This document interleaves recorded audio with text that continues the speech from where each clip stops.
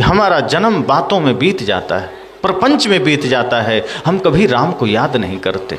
और जब आदमी गुजर जाता है, जब आदमी की मृत्यु हो जाती है, तो पीछे से 10, 20, 50 लोग खड़े हो जाते हैं और तब कहते हैं राम नाम सत्य है। सबका यही गत है। अब वो आदमी गुजर गया, अब वो विदा हो गया, अब उसको सुनाया जा रहा है राम नाम सत्य है। जब तक वो जिंदा था तो राम नाम को नहीं जाना, जब तक वो जिंदा था वो धर्म को नहीं जाना, जब तक वो जिंदा था सत्य को नहीं जाना। अब मर गया तो राम नाम सत्य है। अब मर गया, कोई आदमी मर ही गया तो उसको आप राम नाम सत्य सुना दीजिए कि राम नाम झूठ सुना दीजिए, उसको क्या फर्क पड़ेगा? राम नाम गोबर कह दीजिए कि राम नाम गोईठा कह दीजिए, उसको कुछ फर्क पड़ेगा? जब तक आपके भीतर प्राण है तब राम को जानने की चेष्टा कीजिए, धर्म को जानने का प्रयास कीजिए, सत्य को जानने का प्रयास कीजिए, जीवन में भक्ति धारण करने का प्रयास कीजिए। और जब जिंदा रहते आप धर्म को धारण कर लेते हैं तो फिर वही व्यक्ति समाज के लिए वरदान बन जाता है, फिर वही व्यक्ति समाज के लिए कल्याणकारी बन जाता है। इसलिए मैंने कल भी कहा था कि ये संकल्प लीजिए कि हमारी आयु, हमारा जीवन समाज के लिए बाधक न बने, समाज के लिए सहायक बने। आपकी आयु थोड़ी ही हो, वो इतना कीमती बना लीजिए अपने कर्म से। नहीं चाहिए 100 साल की आयु, क्या कर लीजिएगा? जितना दिन जिएंगे, अगर आप समाज राष्ट्र के लिए नहीं जी रहे हैं तो आयु बोझ से ज़्यादा कुछ नहीं है, और पाप का कारण ही बन जाता है, और ज़्यादा आडंबर का कारण बन जाएगी आपकी आयु। थोड़ा ही जीवन हो लेकिन उसमें सत्य हो, न्याय हो, प्रेम हो, माता पिता गुरु भक्ति हो, राष्ट्र भक्ति हो। जिस व्यक्ति के जीवन में ये 4 भक्ति आ गई, समझना उसका इस धरती पर जन्म लेना सार्थक हो गया। आप किसी और की भक्ति कर पाएं ना कर पाएं कोई बात नहीं, पर माता पिता और गुरु और साथ साथ राष्ट्र की भक्ति जरूर कीजिए, क्योंकि राष्ट्र की सीमाएं सुरक्षित है तो हम और आप सुरक्षित हैं, राष्ट्र सुरक्षित है तो हम और आप सुरक्षित हैं। और जो व्यक्ति अपने राष्ट्र को खो देता है, अर्थात उसकी सीमा को खो देता है, फिर न वो सुरक्षित रहता है, न उसकी संस्कृति सभ्यता सुरक्षित रहती। एक व्यक्ति सिर्फ माँ के गर्भ से ही जन्म नहीं लेता है, एक व्यक्ति एक संस्कृति के भी गर्भ से जन्म लेता है, और जिस संस्कृति के गर्भ से हम सब ने जन्म लिया है उसका नाम भारतीयता है, और जिस देश में हमने जन्म लिया है उसका नाम भारत है। इसलिए इसका स्वाभिमान तो हम सबको होना ही चाहिए, इसका गौरव तो हम सबको होना ही चाहिए कि हम जिस मिट्टी में जन्म लिए हैं वो साधारण मिट्टी नहीं है, वो वीरों की भूमि है। इसी मिट्टी में कितने वीर वीरांगनाओं का जन्म हुआ है, और आज हम उस मिट्टी का क्या मोल कर रहे हैं, आज हम उस मिट्टी का क्या मान रख रहे हैं। इसी मिट्टी में कभी वीर शिवाजी, कभी महाराणा प्रताप, कभी झांसी की रानी लक्ष्मीबाई ने जन्म लिया। इसी मिट्टी में कभी बुद्ध, कभी महावीर, कभी कबीर ने जन्म लिया। इसी मिट्टी में कभी राम कृष्ण ने जन्म लिया। इसी मिट्टी में कभी भगत सिंह, चंद्रशेखर आज़ाद ने जन्म लिया। इसी मिट्टी में कभी उधम सिंह, खुदीराम बोस ने जन्म लिया। इसी मिट्टी में, और आज हम सब भी जन्म लिए हैं, लेकिन क्या कर रहे हैं? हमारे देश की संस्कृति क्या थी? जियो और जीने दो। और आज लोगों ने कहा नहीं, पियो और पीने दो। बस न जीना है न जीने देना है, बस पीना है और पीने देना है। शराब के ठेके खुल गए। जिस देश में हम कहते हैं यह वो, हम उस देश के वासी हैं जिस देश में गंगा बहती है, पर दुर्भाग्य है कि जिस देश में गंगा बहे उस देश के लोग शराब में डुबकी लगाते हैं। हम कहते हैं कि हमारे देश में दूध दही की नदियां बहती है, और हम उस देश में शराब के ठेले पर खड़े हुए पाए जाते हैं। ये दुर्भाग्य है हमारा। कोई कहता है हम भगवान कृष्ण को मानते हैं, लेकिन आज भगवान कृष्ण को मानने वाला कोई भी आदमी जरा सोचे, क्या भगवान कृष्ण मांसाहारी थे? क्या वो अंडा खाते थे? क्या वो मांस मछली खाते थे? जो बचपन से ही दूध दही मक्खन मलाई खाकर बड़े हुए और अपनी छोटी ही उम्र में कंस को मार मार के भरता बना दिया, उस कृष्ण को मानने वाले लोग भी आज मांसाहार करके कंस बने बैठे हैं और कहते हैं हम तो कृष्ण के वंशज। संतों ने कहा जागने का समय है, होश में आइए। आप कहाँ जा रहे हैं? कहाँ जा रहा है तू ऐ जाने वाले? अंधेरा है मन का दिया तो जला ले। कहाँ जा रहा है? किस रास्ते पर आप जा रहे हैं? किस मार्ग पर आप जा रहे हैं? जरा देख तो लीजिए को मार्ग कैसा है। कहीं उसमें कांटे तो नहीं, गड्ढे तो नहीं, अंधेरा तो नहीं? अगर अंधेरा है तो ज्ञान का दिया जला लीजिए, सत्य का दिया जला लीजिए, भक्ति का दीप जला लीजिए, तब सत्य सत्य का ज्ञान हो जाएगा। अन्यथा भटकते चले जाएंगे और इस भारत भूमि में जन्म लेने के बाद भी हम वही काम करके जाएंगे जो कभी निशाचरों ने किया था, राक्षसों ने किया था। क्या हम और आप ये चाहते हैं कि हमारा जीवन राक्षसों की भांति बीत जाए? आप ये सोचिए कि नहीं, एक इंसान के रूप में जन्म लिए हैं, इस जीवन को हमें और बेहतर बनाना है और सुव्यवस्थित बनाना है। और इस धरती से जब जाना हो तो कोई ये ना कहे कि इंसान तो जन्म लिया लेकिन ये हैवान बन के जा रहा है, शैतान बन के जा रहा है। आप ऐसा कर्म मत करिए कि कोई आपको शैतान और हैवान कहे। अपने जीवन को ऐसा बनाइए, अपने साथ साथ समाज का निर्माण ऐसा करिए कि ये समाज, ये राष्ट्र सुव्यवस्थित हो सके, सभ्य बन सके। इसलिए मैंने कहा कि जीवन थोड़ा है, कब किसका विराम कहाँ हो जाए कोई नहीं जानता। तुलसी या संसार में भांति भांति के लोग, सबसे हिलमिल चालिए नदी नाव संजोग। किससे बैर करना, किससे विरोध करना? संजोग से सबसे मुलाकात हुई और हम उतने में ही नफरतें पाल लेते हैं, उतने में ही हम झगड़े कर लेते हैं, उतने में हम विवाद कर लेते हैं। थोड़े समय की भेंट है, थोड़े समय की मुलाकात है, प्रेम का दीप जलाइए। थोड़े समय का मिलन है, आनंद का जीवन बिताइए।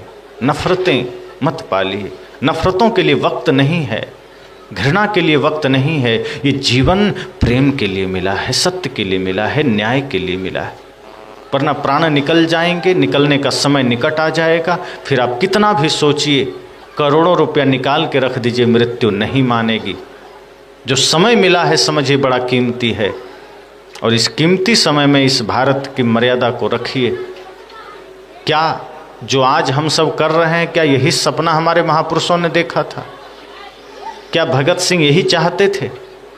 क्या उनका यही सपना था कि हमारे बाद ये लोग जातियों में बंट जाए, कि हमारे बाद ये लोग संप्रदायों में बंट जाए, कि हमारे जाने के बाद ये लोग छुआछूत में बंट जाए, कि ये लोग अंधविश्वास चमत्कार में बंट जाए, कि ये लोग मेरा तेरा में बंट जाए, कि ये लोग भाई भाई में विवाद कर ले, कि ये लोग नफरत घृणा पाले? उन्होंने क्या कहा था? कर चले हम फिदा जाने तन साथियों, अब तुम्हारे हवाले वतन साथियों। भगत सिंह ने ये नहीं कहा कि कर चले हम फिदा जाने तन साथियों, अब हनुमान जी के हवाले वतन साथियों, कि अब राम जी के हवाले। वो जानते थे कि राम जी का नाम ले लेंगे तो ये आदमी कुछ नहीं करेगा, ये हाथ जोड़ के चुपचाप लेट जाएगा। इसलिए उन्होंने कहा नहीं, राम जी का जो करना था वो कर गए, अब तुम्हारे हवाले ये देश करके जा रहा हूँ। तुम्हें ही जागना है, तुम्हें ही संभलना है, तुम्हें ही चेतना को जगाना है, और तुम्हें ही देश को सही रास्ते पर ले जाना है। पर हम सब वही कर रहे हैं। जहाँ हमें कुछ अच्छा करना चाहिए वहाँ हम मौन हो जाते हैं, और जहाँ हमें मौन होना चाहिए वहाँ आदमी झगड़ा करके आ जाता है। आपके आंखों के सामने कहीं किसी के साथ बुरा हो रहा है, आप चुपचाप खिसक लेते हैं, वहाँ आप नहीं कुछ करते। लेकिन जहाँ घर है, परिवार है, भाई है, जहाँ आपको मौन हो जाए तो परिवार बन जाएगा, वहाँ रिश्ते सुधर जाएंगे, वहाँ आप लाठी लेकर खड़े हो जाते हैं। संतों ने कहा कि मैं ये नहीं कहता कि क्रोध बुरा है, अरे जब राष्ट्र की बात आ जाए तो क्रोध भी करिए, हुंकार करिए देश के लिए। कोई आदमी अगर हिंसा करे तो उसको फांसी की सजा हो जाती। इसका मतलब हिंसा खराब चीज नहीं है, किस नियत से किया गया और किस व्यक्ति ने किया ये मायने रखता है। क्योंकि बॉर्डर पर हमारे सेना अगर 100 आतंकवादी को मार दे तो उसको मेडल मिलता है, उसको सम्मान मिलता है। मारा उसने भी है, आदमी को ही मारा है, लेकिन उसका लक्ष्य राष्ट्र की सेवा है, राष्ट्र की भक्ति है। तो संत जन कहते हैं अगर राष्ट्र के लिए कुछ करने का नौबत आए तो बढ़िया से करिए।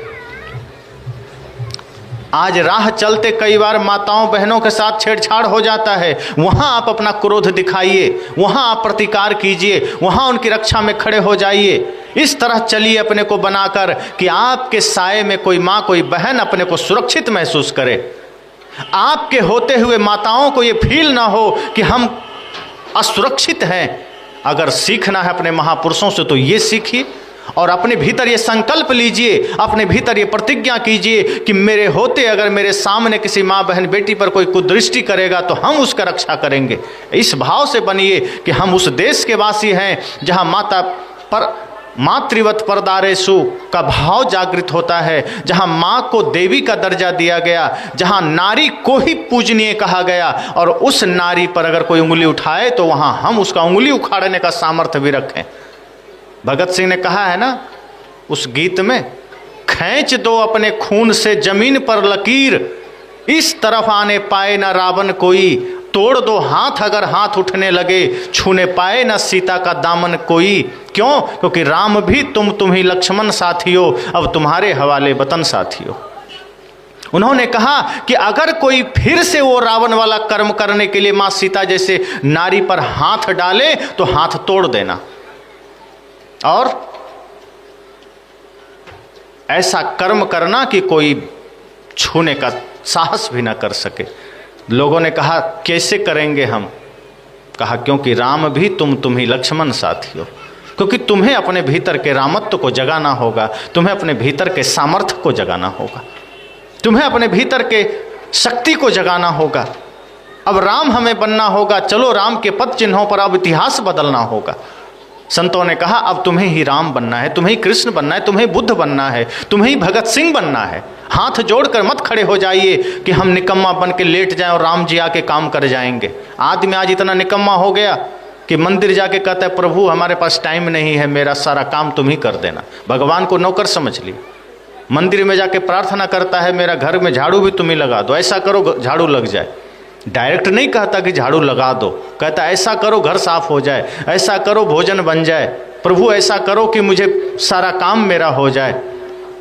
संत कहते हैं नहीं, अब आपको अपने भीतर वो शक्ति वो सामर्थ्य जगाना चाहिए और ये सोचे कि जो मुझे उम्र मिली है, जो आयु मिली है, ये व्यर्थ नहीं जाने देना है, इसे सेवा में लगाना है, इसे राष्ट्र की सेवा में लगाना है और अपने महापुरुषों से वो संकल्प लेना है, अपने महापुरुषों से वो शिक्षा लेनी है जो वो दे कर गए।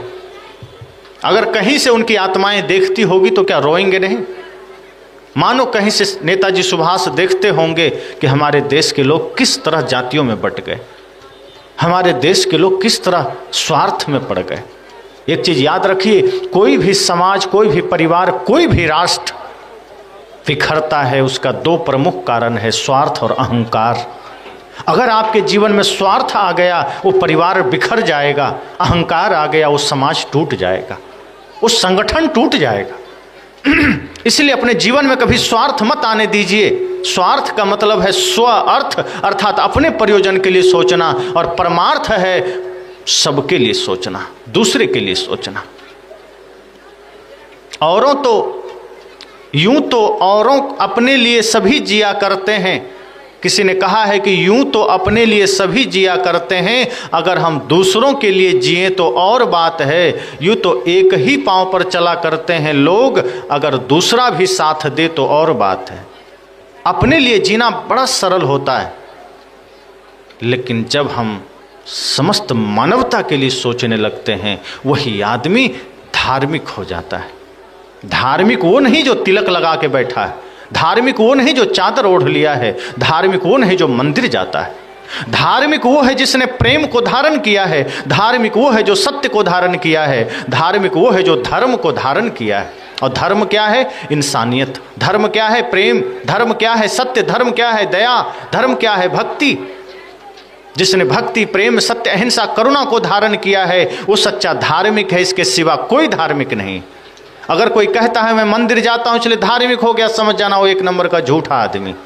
मंदिर जाने वाला, सत्संग करने वाला सिर्फ धार्मिक नहीं, धार्मिक वो है जो जीवन में भक्ति, प्रेम, सत्य, अहिंसा, करुणा को धारण कर रखा है, जो दूसरे के साथ प्रेम का व्यवहार करता है, जो मानवता की सेवा करता है, जो माता पिता का सम्मान करता है, सेवा करता है, जो बड़ों का आदर करता है, वो धार्मिक है। इसलिए मैंने कहा कि अपने जीवन की ओर जरा निहारिए, जरा देखिए, जरा विचार करिए कि जीवन बड़ा कीमती है, ये जीवन बड़ा महत्वपूर्ण है, इसकी सांसें धीरे धीरे कम हो रही है।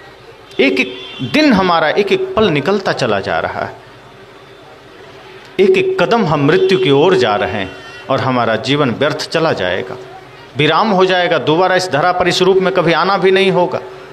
इसलिए साहब ने कहा, कबीर जब हम पैदा हुए जग हंसे हम रोए, ऐसी करनी कर चलो हम हंसे जग रोए। इस धरती पर जब आए तो रोते रोते आए, पर अब ऐसा मत करिए कि रोते रोते जाना भी हो। कर्म ऐसा कीजिए कि हंसते हंसते जाइए और लोग रोएं। आप रोते रोते जाएं और लोग हंसें तो समझ जाइए कि कर्म बिगड़ गया है, और अगर आप हंसते जा रहे हैं और लोग रो रहे हैं तो समझ जाइए कि कर्म सुधर गया है। तो इस अंतिम सत्र में हृदय से मेरी मंगल कामना है, शुभकामना है कि सभी लोग अपने अपने कर्तव्यों को समझिए। एक माँ अपनी माँ का धर्म निभाइए। कोशिश कीजिए ये छोटे छोटे बच्चों में आप संस्कार भर सकें। माताएं सदैव ये ध्यान रखिए, अपने बच्चों को सिर्फ दूध से मत पालिए, उसे अपने संस्कारों से भी पालिए। जो आप संस्कार देंगे वही उसके लिए अमृत बनेगा, जो शुभ संस्कार देंगे वही उसके लिए जीवन औषधि बनेगा, और वही उसको एक सच्चा इंसान बनाएगा। कपड़े आप दे दें, भोजन आप दे दें, दूध आप दे दें, इससे क्या होगा? उसका शरीर हिष्ट पुष्ट हो जाएगा, उसका शरीर पल जाएगा, लेकिन वो एक सच्चे इंसान के रूप में विकसित नहीं हो पाएगा। आप सब कुछ देते हैं, शिक्षा देते हैं, उसको कपड़े देते हैं, साधन देते हैं, गाड़ियां दे देते हैं, लेकिन आप सही संस्कार नहीं दे पाते। कपड़े आप थोड़े सस्ते दे देंगे, कोई दिक्कत नहीं होगी। साधन थोड़ा कम दे देंगे, कोई नुकसान नहीं होगा, लेकिन अपने बच्चों को अगर आपने सही संस्कार न दिया तो समझिए कि एक पीढ़ी को आपने मार दिया। अगर आपने अपने बच्चे को आज संस्कार नहीं दिया तो मर गया समझिए।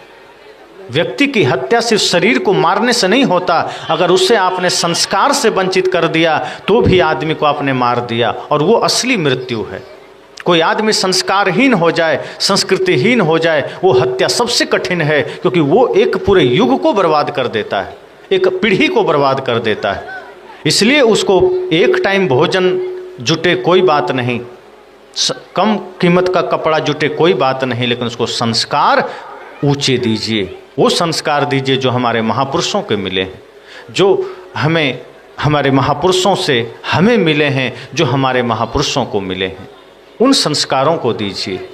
और ये भारत भूमि इसीलिए दुनिया में सबसे आगे रहा है, इसीलिए दुनिया के लोग यहाँ सिर झुकाया करते थे। दुनिया के लोग भारत के आगे सिर इसलिए नहीं झुकाते थे कि भारत के लोग बड़े खूबसूरत होते हैं, कि भारत के पास धन ज़्यादा है। धन तो अमेरिका के पास भी बहुत ज़्यादा है। क्या दुनिया अमेरिका के सामने सिर झुकाती? सिर उसी को झुकाया जाता है जो कुछ तो विशेष होता है, और भारत के पास संस्कार है, धर्म है, मर्यादा है। इसलिए दुनिया के लोग भारत के आगे नतमस्तक होता है, भारत के धर्म को सामने, भारत के योग के सामने, भारत के संस्कारों के सामने। इसलिए आज ही संकल्प लीजिए कि हम सबको वही संस्कार, वही मर्यादा अपने जीवन में उतारना है, अपने जीवन में धारण करना है। अगर आज आपने संकल्प लिया तो समझना कि ये 2 दिन का सत्संग और ये 4 घंटे का सत्र आपके लिए सार्थक हो गया। ये 4 घंटे का सत्संग को महत्व तो आप बना देंगे। अगर ये सत्संग में 4 घंटे बैठने के बाद भी जीवन में कोई परिवर्तन ना आया तो समझना ये सत्संग महत्वपूर्ण ना हो सका।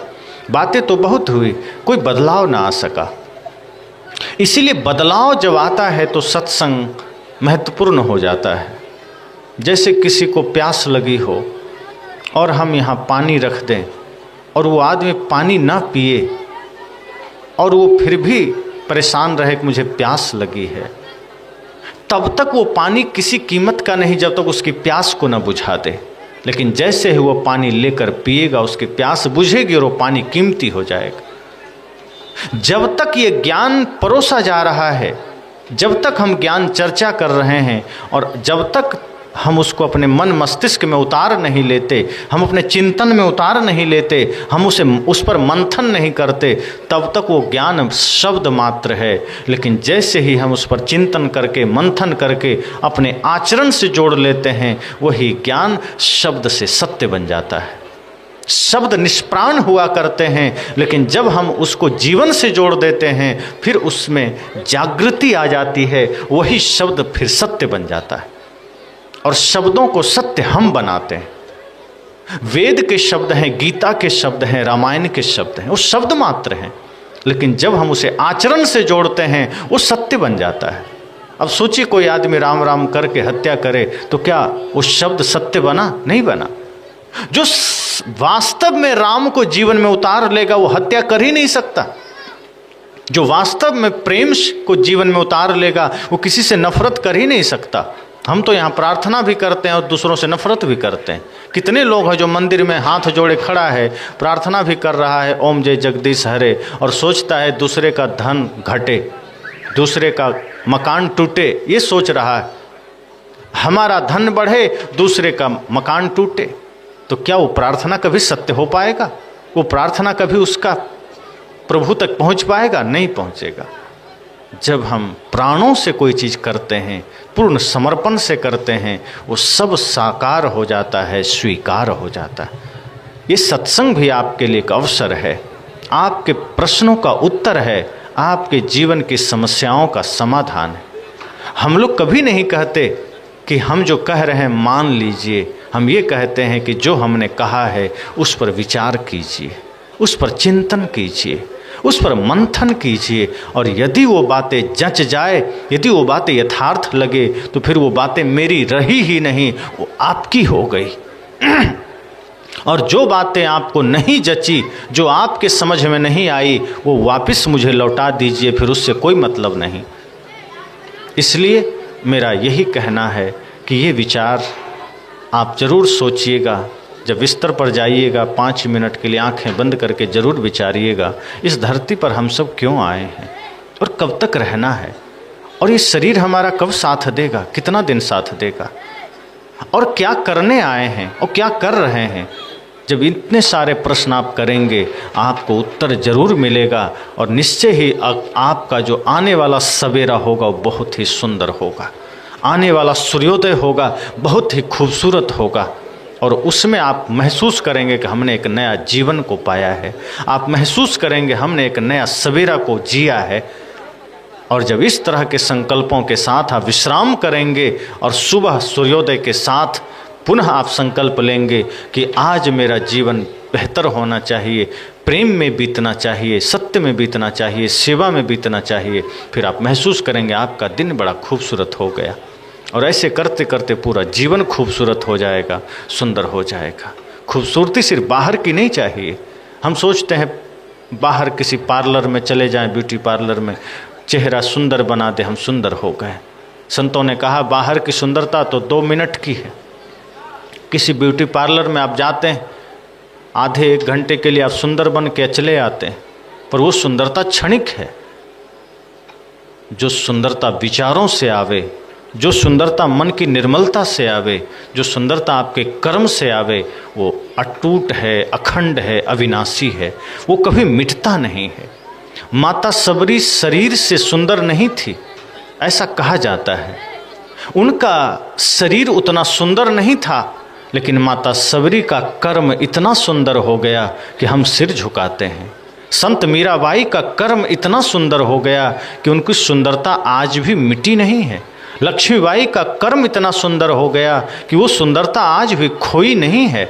लेकिन अगर हम बाहर के सौंदर्य को प्राप्त कर लें, वो आज है कल मिट जाएगा, अभी है आधे घंटे में मिट जाएगा।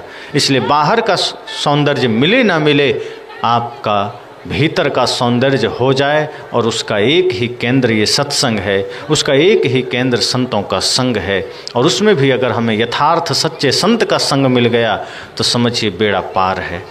तो इसी मंगल कामना शुभ भावना के साथ और यह कहते हुए, एक नेक मशवरा है मेरा, मान लीजिए,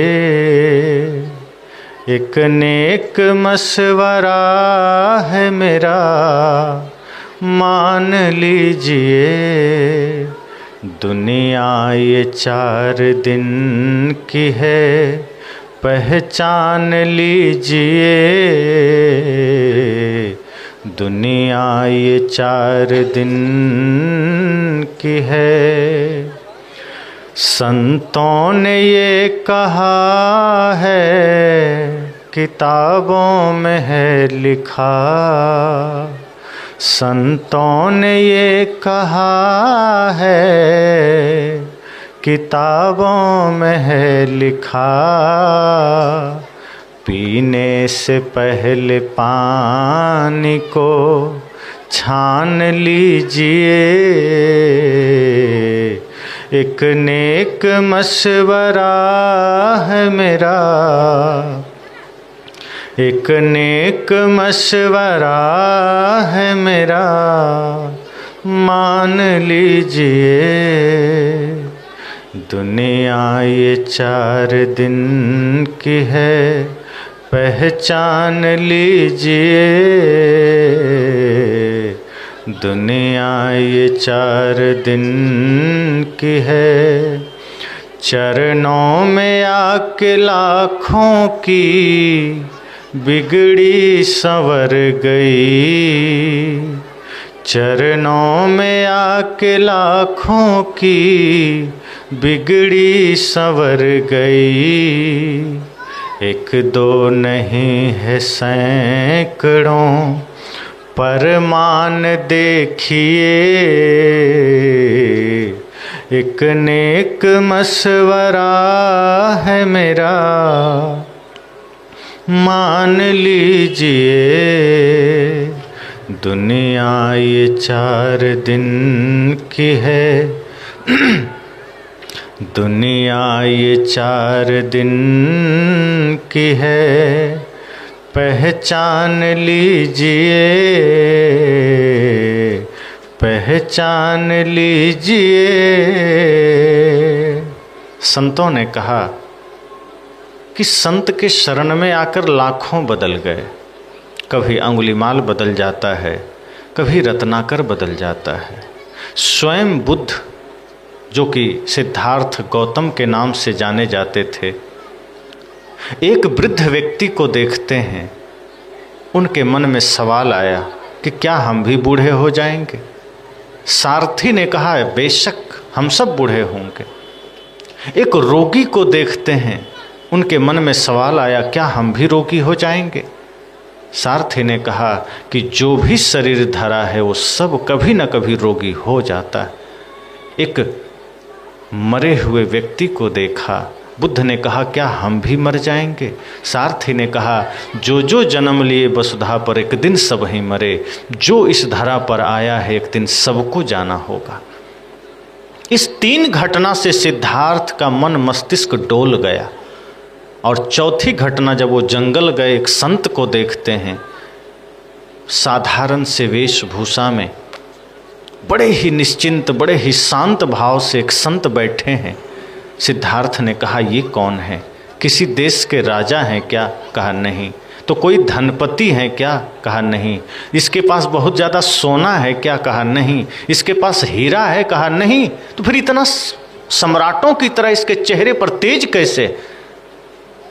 सारथी ने कहा, एक संत है, तो एक संत के चेहरे पर इतना तेज? अरे मुझे तो लगा कोई राजा होगा जिसके पास बहुत ज़्यादा धन है, कोई सम्राट होगा, हाथी घोड़े हैं पास में, कोई सेठ साहूकार होगा। संत के चेहरे पर इतनी निश्चिंतता, इतनी शांति। सारथी ने कहा, चाह गई चिंता मिटी, मनुआ बेपरवाह, जिनको कुछ नहीं चाहिए वो ही साहंशाह।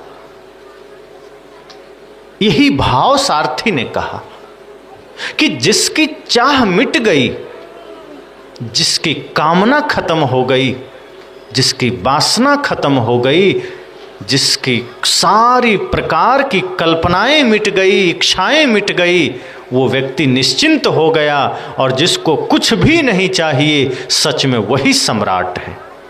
जो मांग रहा है वो सम्राट नहीं, वो भिखारी है, क्योंकि मांगने का काम भिक्षुक का होता है। और जिसने मांगना छोड़ दिया, मांगना बंद कर दिया, जिसकी चाह खत्म हो गई, वो सम्राट है। इतनी 4 घटना को देखा सिद्धार्थ का जीवन बदल गया और वो सत्य की खोज में निकल पड़े। और 12 वर्ष के कठिन तपस्याओं के बाद उन्हें जब आत्मज्ञान की प्राप्ति हुई, वो सिद्धार्थ तथागत बुद्ध बन गए, अर्थात ज्ञान को उपलब्ध हो गए। हम सब कितने बूढ़े को देखते हैं हमारे बीच, दादा के रूप में, चाचा के रूप में कितने बूढ़े निवास करते हैं। कितने रोगी को हम देखते हैं, कितने लोगों को कंधा देते हैं, कितने संत को देखते हैं, लेकिन क्या हमारा जीवन कभी बदला? संतों के चरणों में आकर कभी अंगुलीमाल बदल गया, कभी रत्नाकर बदल गया, कभी स्वयं सिद्धार्थ बदलकर बुद्ध हो गए, कभी गोस्वामी तुलसी बदल गए, कभी गोपी चंद बदल गए, कभी भर्तृहरि बदल गए। इतिहास पड़ा है और वर्तमान में न जाने हम सब के भी संपर्क में आके कितने लोग बदल गए।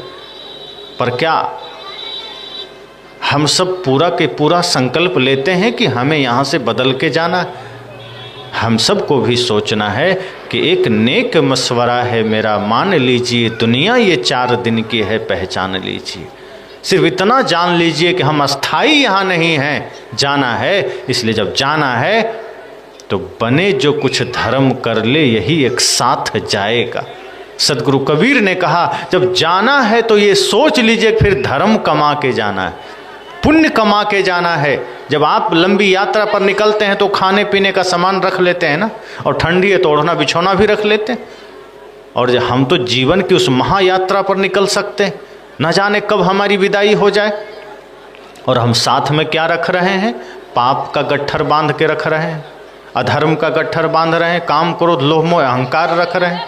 साहब कहते हैं नहीं, आप इस लंबी यात्रा पर जब जा रहे हैं तो पुण्य का गट्ठर सजाइए, सत्य हिंसा प्रेम करुणा सेवा भक्ति राष्ट्र भक्ति को अपना जीवन में धारण कीजिए, फिर यात्रा पर निकलिए, आप सदा सुखी रहेंगे।